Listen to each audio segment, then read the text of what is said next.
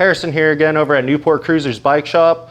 On today's video, we're gonna talk a little bit about tubes and tires. So first thing you're gonna wanna do is you're gonna wanna take your tire lever, and you're gonna wanna just put it right under here, not too far in, just enough to where just the very lip of the tire lever is just right in here.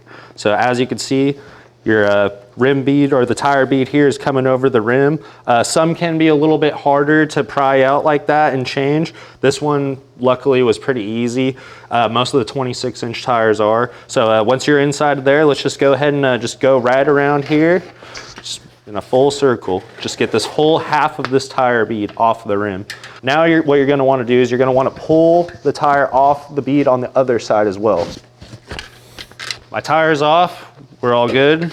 So as you can see, this tire is pretty bald. Let's go ahead and get this new tire on. So the first thing we're gonna wanna do is just get half of the tire on. Same thing, try not to go all in one direction when we put this on. Let's get even distribution.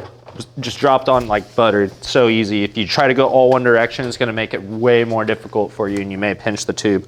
We wanna make sure that this valve is nice and straight. And what we're gonna do is just pull the other half of this rim just over enough to get the tube in for now. We're not putting it on quite yet. So let's get this tube nice inside the tire.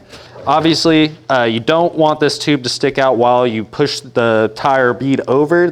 We call that a pinch flat. Real good way to ruin your day and your street cred too. So start here at the valve, evenly distributed. I'm not gonna go straight into the middle here to push this all the way up. It's gonna be too big of a jump.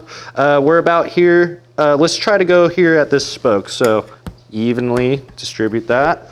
And then now this space between here and here isn't too much. So we're just gonna go ahead and stick our tire lever straight in and just do the last pull over. So just like that. All right, so now that your tire's somewhat inflated and somewhat beaded, let's check to make sure what the max pressure is on our tire. It's usually printed here on the sidewall.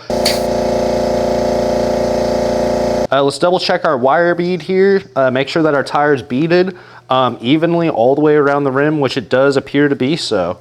So if you've gotten this far and it's holding there, then you're all good and you're ready to rock and roll. Hope this video helped, and we'll see you next week.